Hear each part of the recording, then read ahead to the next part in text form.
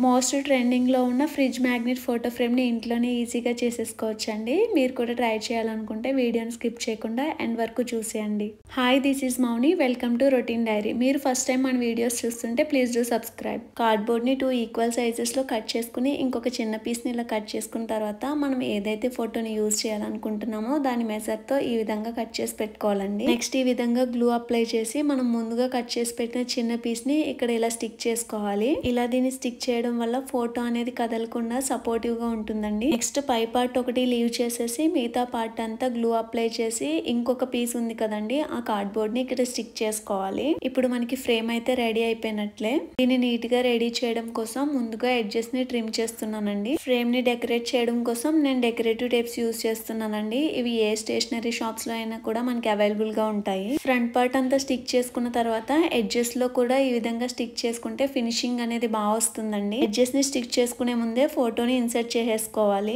ఒకవేళ మీరు ఫొటోస్ ని చేంజ్ చేసుకుంటూ ఉండాలి అనుకుంటే టాప్ పార్ట్ ఒకటి స్టిక్ చేయకుండా ఎడ్జెస్ ని లీవ్ చేసేయండి. అప్పుడు ఫొటోస్ చేంజ్ చేసుకోవడానికి వీలుగా ఉంటుంది. నేనైతే ఇక్కడ క్లోజ్ చేసేసానండి. చూసారు కదా క్యూట్ గా ఫోటో ఫ్రేమ్ అయితే రెడీ అయిపోయింది. దీనికి కొద్దిగా గ్లూ అప్లై చేసి మ్యాగ్నెట్ స్టిక్ చేస్తే బ్యూటిఫుల్ గా ఉండే మ్యాగ్నెటిక్ ఫ్రిడ్జ్ ఫోటో ఫ్రేమ్ అయితే రెడీ అయిపోయినట్లే. నాకు ఈ ఫోటో ఫ్రేమ్ చాలా క్యూట్ గా అనిపించింది. అలాగే ఈ ఐడియా మీకు ఎలా అనిపించిందో కామెంట్స్ లో చెప్పండి. మన వీడియో నచ్చితే కనుక లైక్ చేసి మరిన్ని ఇంట్రెస్టింగ్ DIYs కోసం ఛానల్ని సబ్స్క్రైబ్ చేసుకోండి. Thanks for watching.